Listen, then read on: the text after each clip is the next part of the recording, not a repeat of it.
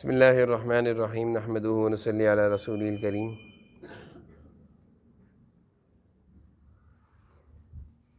میں نے گزشتہ تعلیم میں آپ کو ایک سچا واقعہ کہہ لیں یا سچی کہانی کہہ لیں یا سچی اسٹوری سنائی تھی، یاد ہے نا آپ کو؟ کیا نام تھا ان کا؟ اسی طرح کی آج بھی ایک سچا واقعہ ہے اور سچی اسٹوری ہے اور ایک سچی کہانی ہے جو آج آپ کو سنانی ہے۔ اور گزشتہ جو کہانی تھی اس کا بھی میں نے آپ کو بتایا تھا کہ کیا ہمیں اپنی زندگی میں کن چیزوں کا خاص طور پر اہتمام کرنا چاہیے، کون سی باتیں جن کا خیال رکھنا چاہیے؟ ہاں زور سے بولو۔ باہر کی چیزیں نہیں کھانی چاہیے۔ اس سے بڑی چیز میں نے آپ کو بتائی تھی نا کہ کھانے سے پہلے آج کی اسٹوری میں بھی ایک بہت اہم سنت ہے،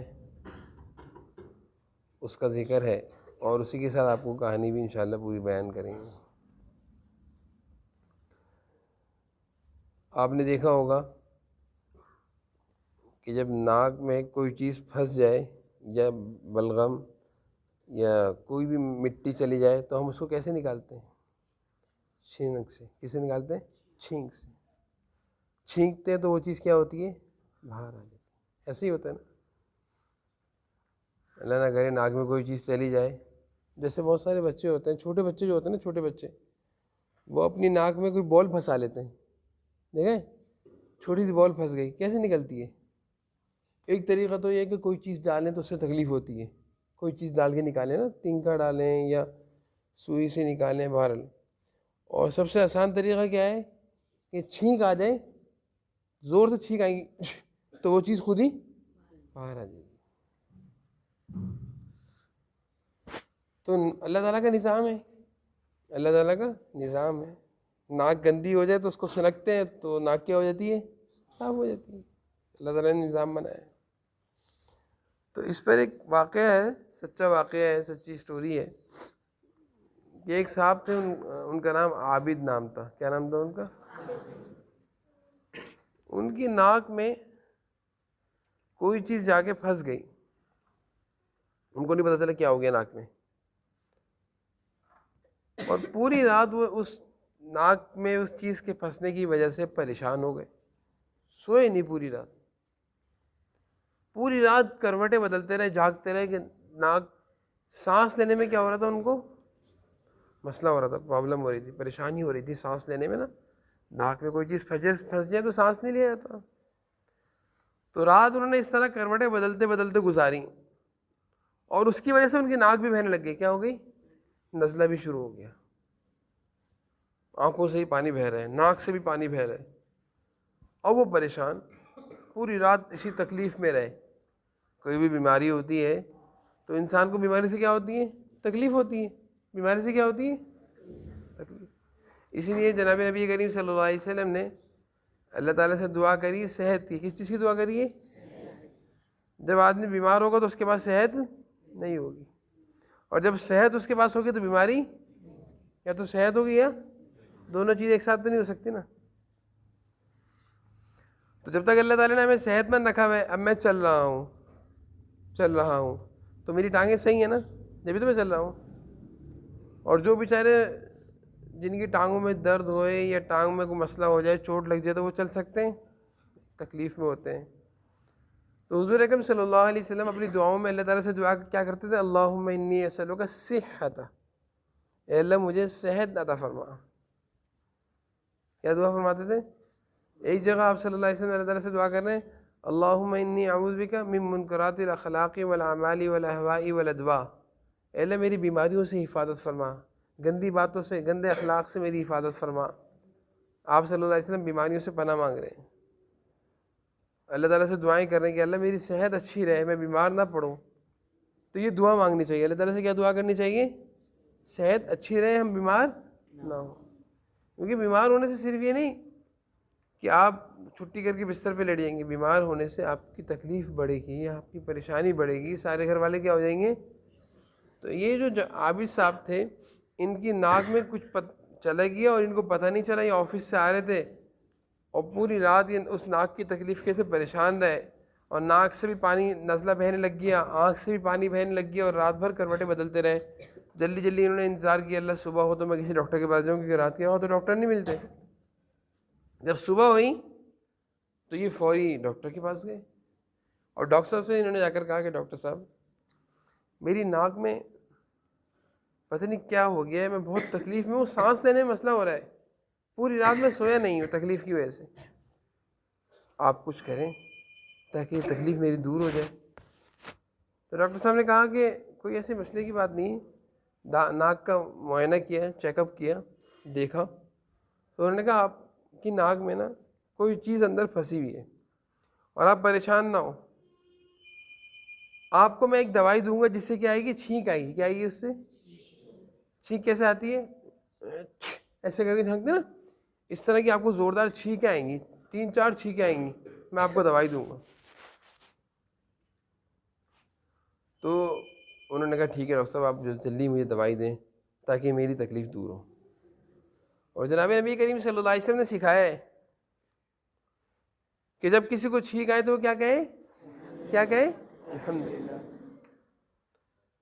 کیونکہ چھینک آنے سے اندر کی گندگیاں کیا نکلتی ہیں؟ اندر کی گندگیاں کیا نکل جاتی ہیں؟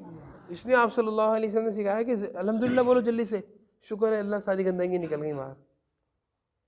اور پھر یہ بھی سکھایا کہ جب مجھے چھینک آئی میں نے الحمدللہ کہا، سننے والوں کو کیا کہنا چاہیے؟ یرحمک اللہ. کیا کہنا چاہیے؟ اور پھر دوبارہ کہنے والوں کو کیا کہنا چاہیے؟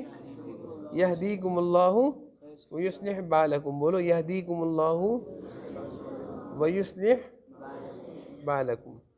یہ دعا ہے، آپ صلی اللہ علیہ وسلم کا سنت عمل ہے.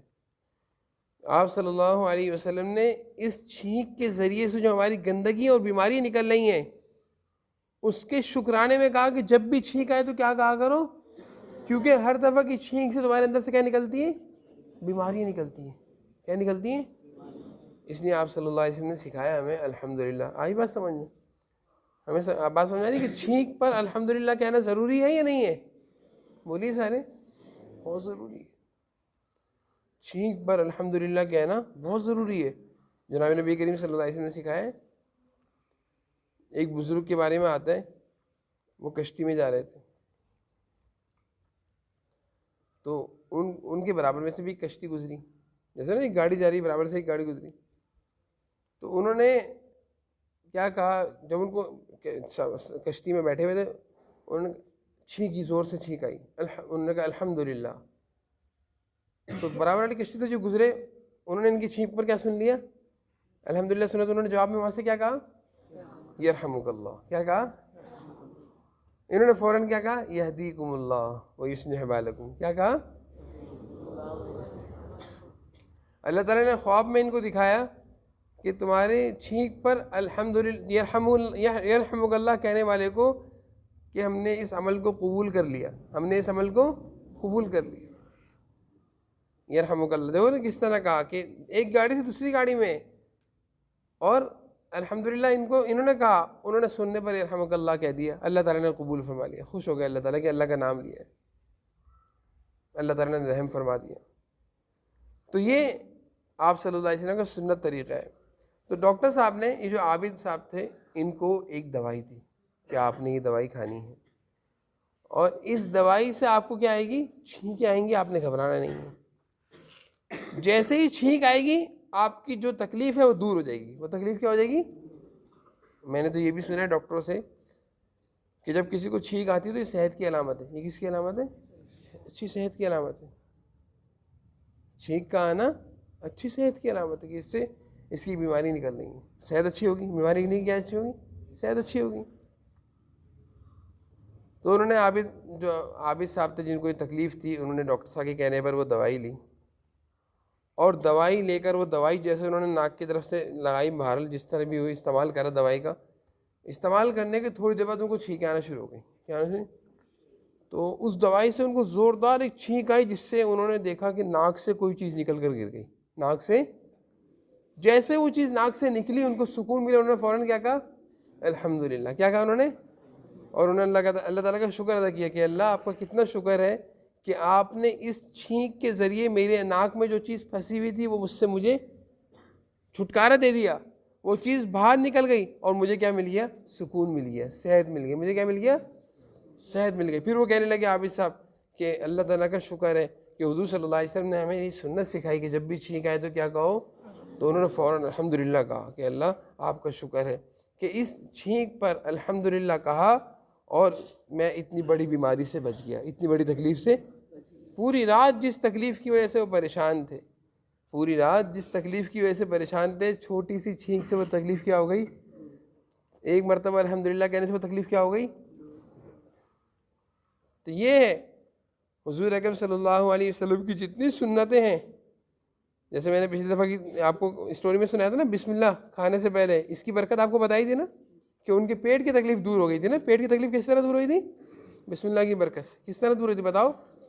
وہ جو جواد تھے جن کے پیٹ میں بہت شدید تکلیف تھی، ان کی وہ تکلیف کس طرح دور ہوئی؟ دوائیوں سے دور ہوئی، بسم اللہ سے دور ہوئی.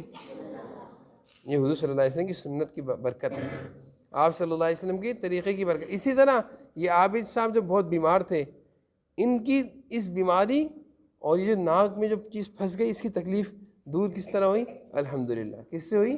الحمدللہ. الحمدللہ سے دور ہوئی. تو اللہ کا شکر ادا کرنا چاہیے اور اپنی زندگی میں اس کی عادت ڈالنے کہ جب بھی آپ کو چھینک آئے گی تو آپ کیا کہیں گے؟ بولیے زور سے بولیے الحمدللہ. جب بھی آپ چھینک آتی ہے نا، نزلے کی ایسے آتی ہے چھینک، تو فوراً کہ الحمدللہ. اور کس الحمدللہ کیا سوچ کر کہیں گے؟ کہ یقیناً اس چھینک کے ذریعے میری کوئی بیماری مجھ سے دور ہو گئی، میری کوئی بیماری مجھ سے. سمجھ رہے ہو نا چھینک کس طرح کی ہوتی ہے؟ جو کر کے چھینکتے ہیں. تو یہ جو چھینک ہے، یہ جب بھی آئے آپ نے فوراً الحمدللہ کہنا ہے اور یہی واقعہ یاد رکھنا ہے کہ میری ضرور کوئی نہ کوئی بیماری اس چھینک سے کیا ہو رہی ہے. بولے سارے، میری کوئی نہ کوئی بیماری، کوئی نہ کوئی تکلیف، کوئی نہ کوئی گندگی اس چھینک کے ذریعے سے دور ہو رہی ہے. اور حضور صلی اللہ علیہ وسلم نے ایک چیز اور سکھائی ہمیں کہ جب چھینک آتی تھی آپ صلی اللہ علیہ وسلم منہ پہ رومال رکھ لیتے تھے. کیا رکھ لیتے تھے؟ کیونکہ بیماری نکلتی ہے، گندگی نکلتی ہے تو وہ کسی کے اوپر، یہ بھی ضروری ہے نا. آپ کھانے پہ بیٹھے ہیں، آپ نے چھینک دیا کھانے پہ، تو ساری گندگی کہاں جائے گی؟ تو کھانا خراب ہو جائے گا، خراب ہو جائے گا نا کھانا. کوئی بیٹھا ہوا ہے، آپ نے کسی کے سامنے چھینک دیا تو اس کی ساری گندگی کس پر جائے گی؟ ان کے اوپر چلی جائے گی، تو وہ ناراض ہو جائیں گے. تو چھینکنے کے آداب بھی سکھائے آپ صلی اللہ علیہ وسلم نے کہ جب چھینک آئے تو منہ پر کیا رکھ لو؟ کپڑا رکھ لو، ٹیشو رکھ لو، رومال رکھ لو، اپنے منہ کو چھپا لو تاکہ کسی اور کے اوپر ہماری یہ گندگی اور یہ بیماری، کیونکہ چھینک کے ذریعے سے کیا نکل رہی ہے ناک سے؟ بولو سارے بولو، بیماری گندگی نکل رہی ہے نا. اگر ہم کسی کے سامنے چھینک دیں گے تو وہ گندگی اور بیماری کہاں جائے گی؟ بولو. اس لیے آپ صلی اللہ علیہ وسلم نے ہمیں یہ بھی سکھایا. آپ صلی اللہ علیہ وسلم کو جب چھینک آتی تھی تو آپ منہ پر کپڑا رکھ لیا کرتے تھے اور اس پر چھینکا کرتے تھے تاکہ کسی کو سامنے گندگی نہ آئے. اور پھر الحمدللہ کہتے تھے کہ اللہ اس چھینک کے ذریعے آپ نے میری بیماریاں. تو میں نے ابھی آپ کو بتایا کہ ڈاکٹرز کہتے ہیں کہ جس کو چھینک آتی ہے وہ صحت مند ہے، یعنی اس سے بیماریاں دور ہو رہی، اس سے بیماریاں. اب آ رہی سمجھ میں؟ اچھی طرح بات سمجھ گئے آپ لوگ؟ کہیں گے انشاءاللہ آئندہ الحمدللہ نا.